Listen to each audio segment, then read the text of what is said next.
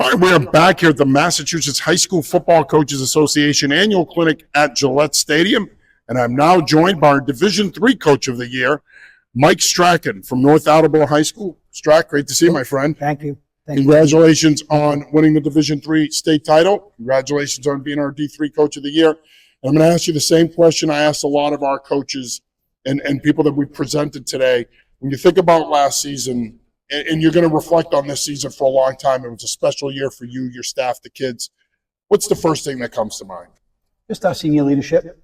I think the way that the kids addressed themselves a year ago, starting February, where they got in the weight room, the way they had an expectation for the program for the season, and they carried that out from day one into camp and throughout the season. So really, the senior leadership, our captains, were just awesome.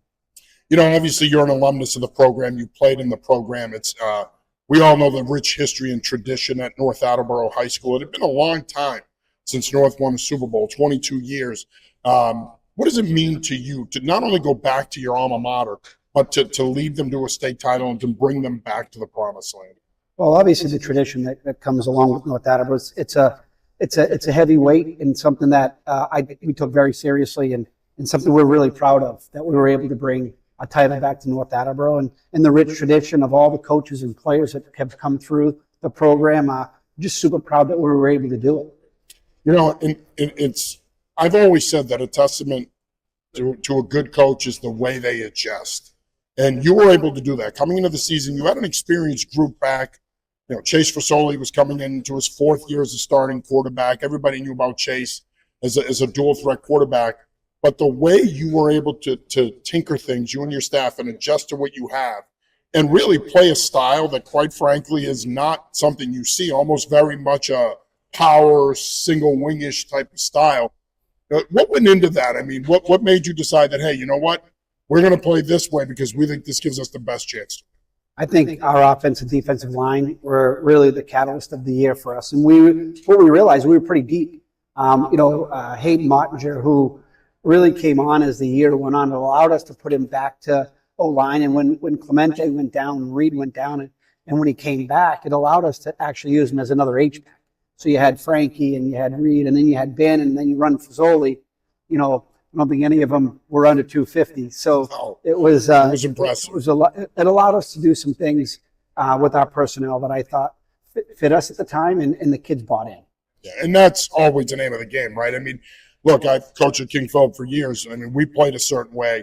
It takes buy-in from the kids to want to play that way. We're not living in a world, and this isn't a knock on kids today, but we're not living in a world necessarily where kids are rolling out of bed saying, I want to play the game within 5 to 6 yards of the line of scrimmage and play it in the box. And yet you guys did that, and you were able to impose your will, and you were able to finish the job here. What did it mean to you to do it here against a longtime rival in Mansfield, who we all know, you know, the great Mike Redding coaches there? What did it mean to you to not only get the job done here and bring that title back, but to do it against a program that you've battled for years to get here? Well, I have so much respect for Mansfield. What they've done, obviously, Mike's record speaks for itself, but the program, their staff, their kids, it was a challenge for us. I thought that they got better every week as well. And so coming into that game, it could have gone either way, and just really proud that we were able to represent North Attleboro. And final question here for you, Coach. Obviously, you know, you're closing the book on 2024, magical season, one you'll remember for the rest of your life, but now it's on to 2025. Just some early thoughts on the upcoming season. I think our captains are going to lead us again. Really happy with the captains that were nominated and elected, and really with Frankie, Nate Rivera, Connor Casey, and you think about and Corey Ruffino. Those kids all are kind of battle tested, and so they've got this last class set the bar, the expectation for what we've got to do in the off season and get ready for next season. So really looking forward to it, but we're still enjoying this one, and we'll enjoy our banquet in a couple of weeks. Well, look, selfishly, I'm going to say this, and I try to stay professional in this business. You're one of the best people in this business, my friend. I couldn't have been happier for you when you did it, when you won it, and I can't be happier for you now. It's well-deserved. You've certainly earned it, my friend. You put in the time. You did what you needed to do to get to this point, and I couldn't be happier for you. Thank you, Coach, and you guys are awesome. Thanks so much Appreciate you for everything, okay? Well, of course. That is Mike Strachan, head football coach at North Attleboro High School, and our Division III Massachusetts Coach of the Year.